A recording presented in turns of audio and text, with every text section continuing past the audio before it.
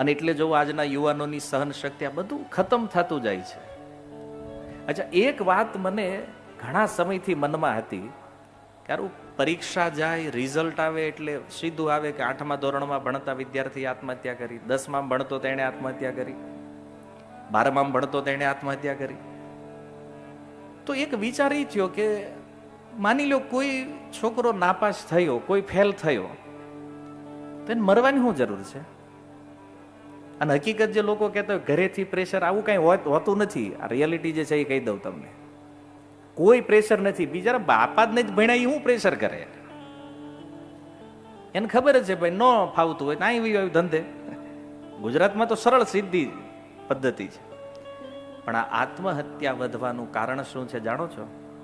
કે ઈ બાળક જ્યારે કોઈ નશામાં, કોઈ વ્યભિચારમાં ફસાય છે અને જ્યારે એની ઉપર લેણું થઈ જાય છે, બહારના મિત્રો પાસેથી કે આ વ્યાજંકવાદીઓથી ઉછીના લીધા હોય ને ભરી ન શકે ને, એટલે પરીક્ષાના રિઝલ્ટનું બહાનું બનાવી અને બાળકો આત્મહત્યા કરે છે. આ રિયલ કારણ છે આત્મહત્યા. એટલે વાલી તરીકે આપણે જો ધ્યાન રાખવું હોય તો બાળકોનું આ ધ્યાન રાખજો. ટકા કોઈ મેટર નથી, વાસ્તવિકતા છે, હલવાઈ છે ને. 10% આવી ગયા હોય ને પછી બાળકો આ પગલું ભરે. અને બાનું ક્યાં જાય? રિઝલ્ટ ઉપર. ક્યારું પરીક્ષાનું છે ને દબાઈ જાય આપણું. આમાં બહુ આજની યુવા પેઢી તમે વિચારી ન શકો ને એટલા પ્રેશરમાંથી જઈ રહી છે અને સહનશક્તિ શૂન્ય થઈ ગઈ છે. આ બધાનું એકમાત્ર કારણ છે પોતાના મૂળથી જુદા પડી ગયા છે, ધર્મથી જે જુદા થયા છે. તમે એક માતા પિતા તરીકે તમને વિચારાય નહીં હોય, એને તો જયારે સમાચાર મળે ને દીકરો નથી ત્યારે ખબર પડે ખરું આમ કેમ કરી નાખ્યું છે. જેવો ઘર સંપન્ન હોય, બધું હોય, બહુ વિચાર કરવો પડશે આપણે. શું કામ હું તમને કહી રહ્યો છું એ કહું કે ધર્મ અને ભગવાનના વિરોધમાં જે આપણી બુદ્ધિ આવી ગઈ છે ને. હાલો, તમે સનાતન ધર્મનો સહયોગ ન કરો કાંઈ વાંધો નહીં, તમે પ્રચાર ન કરો ભગવાનનો કોઈ વાંધો નહીં, પણ વિરોધ તો કમસે કમ બંધ કરો. સારું આપણીથી નથી થતું કાંઈ વાંધો નહીં, ધર્મનું ખરાબ શા માટે કરો છો? અને તમારી વાતથી હું એગ્રી છું કે અધ્યાત્મની અંદર પણ પાખંડ થાય છે. કદાચ 80% પાખંડ છે સમજી લો, પણ 20% જે સત્ય છે તો આપણે ઈ પાટલીમાં બેહો ને ભાઈ, ઓલામાં શું કામ જવું છે? આ આપણે પણ સમજવું પડશે અને આપણે આપણા આવવા વાળી પેઢીઓને પણ સમજાવવું પડશે કે ધર્મ જીવનમાં કેટલો જરૂરી છે. તમે જો હવે એક પેઢી આગળની જોઈ, એક પેઢી વાહે વયા જાઓ. આપણા જે દાદા છે કે આપણા પરદાદા જે હતા, સમસ્યાઓ એના જીવનમાં પણ આવી છે, એ લોકોએ ઘણું બધું સહન કર્યું છે, પણ આવા રસ્તા એને ક્યારેય લીધા નથી. શું કામ જાણો છો? એ ધર્મમાં સ્થિત હતા અને ધર્મએ એની રક્ષા કરી છે. બાકી આજે આપણે આમ જોવો તો ભૌતિક રીતે આપણે કેટલા સંપન્ન થયા છીએ. આ ધન વધ્યું, સુખ સુવિધાઓ વધી, આ બધું વધી રહ્યું છે, તો પછી પ્રોબ્લેમ પણ કેમ વધી રહ્યા છે ભાઈ? સમસ્યાઓ કેમ એટલી અપડેટ થઈ રહી છે? કારણ કે આપણો જે વિકાસ છે ને એ પાંગળો છે, લંગડો વિકાસ છે. કોઈ પણ સમાજની પ્રગતિનો આધાર ધર્મ છે, જે આપણે ચૂકી ગયા છીએ, જેમાં આપણને અંધશ્રદ્ધાઓ દેખાય છે. એટલે થોડુંક રિવર્સ વળવાની જરૂર છે ભાઈ. જો આજે હિન્દુ હોવા છતાં આપણી પાસે એ નક્કી નથી કે ભગવાન છે કોણ, પરમ. અને આપણે એવું કીધું જે જેને માને એ બધું ઠીક જ કહેવાય, એ સાચું જ હોય, કે આમ જ આંખો. આવું એક સ્ટાન્ડર્ડ બનાવી દીધું છે આપણે. અરે ભાઈ, ભાગવત કહે છે એતે ચ અંશ કલા પુંસ કૃષ્ણસ્તુ ભગવાન સ્વયં. આ ક્લિયર પ્રમાણ છે, પણ સિદ્ધાંત ખબર નથી. એ જ કૃષ્ણ જ્યારે જરૂર પડે ત્રેતા યુગમાં ત્યારે એ રામ બને છે.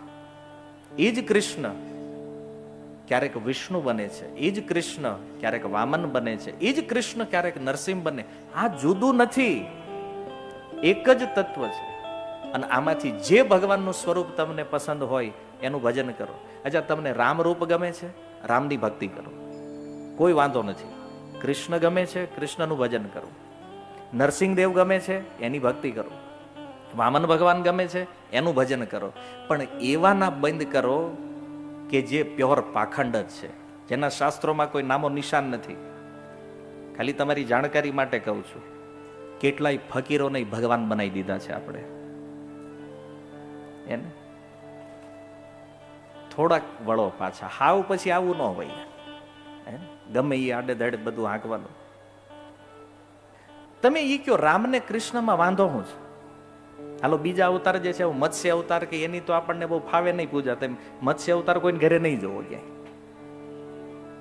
કે કુર્મ અવતાર એની કોઈ પૂજા કરતો એવું નહીં.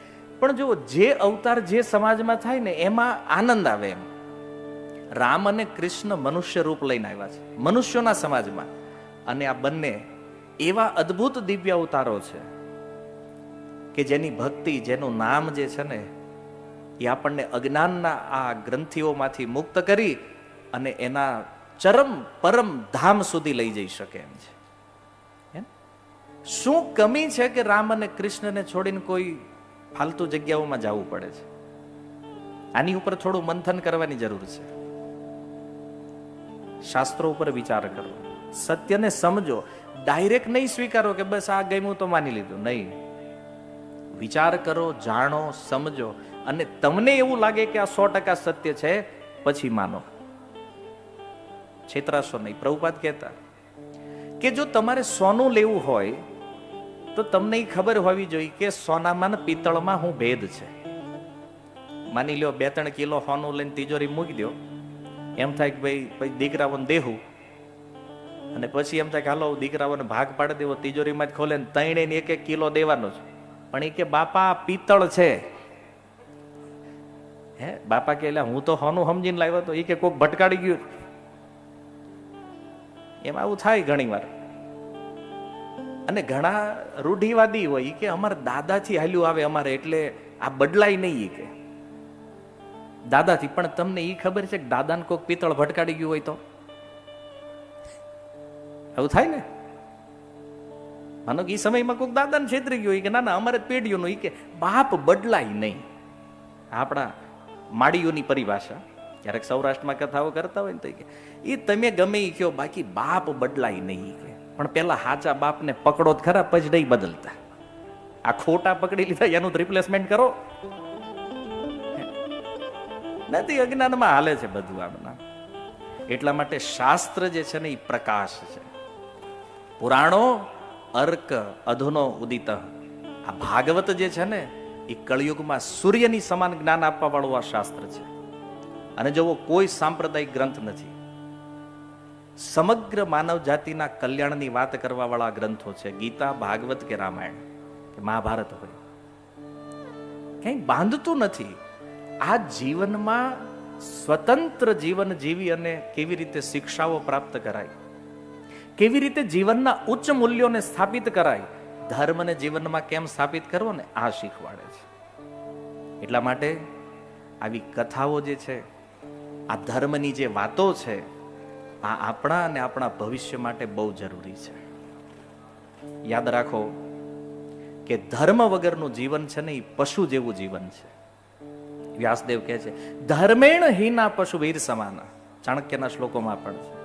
જેના જીવનમાં ધર્મ નથી એમાં અને પશુમાં કોઈ અંતર નથી. પણ તત્વથી જો સમજશું બધું ક્લિયર છે.